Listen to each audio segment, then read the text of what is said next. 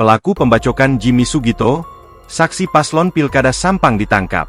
Insiden pembacokan yang menewaskan seorang saksi dari pasangan calon, paslon, Pilkada Sampang, Jimmy Sugito Putra, terjadi pada Sabtu, 17 November 2024. Kejadian tersebut melibatkan sekelompok orang di Desa Ketapang Laok, Kecamatan Ketapang, Kabupaten Sampang.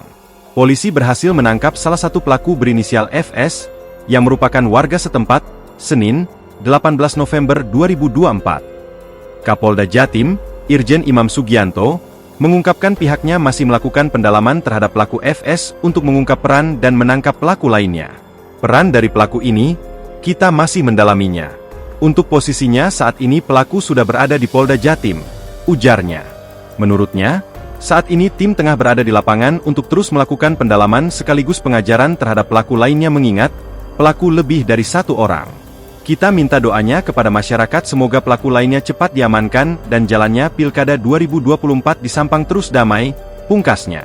Insiden ini terjadi setelah pasangan calon nomor urut 2 Slamet Junaidi Ahmad Mahfudz, Jimat Sakteh, melaksanakan kunjungan ke kediaman salah satu tokoh agama di desa setempat.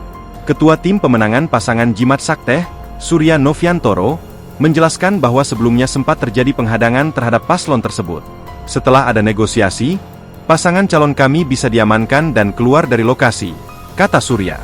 Namun, beberapa menit setelahnya, para pelaku mendatangi korban, Jimmy Sugito Putra, dengan membawa senjata tajam jenis celurit, sementara korban tidak membawa senjata apapun. Akibat serangan tersebut, Jimmy mengalami luka bacok yang parah dan tidak dapat diselamatkan. Download Tribun X sekarang, menghadirkan lokal menjadi Indonesia.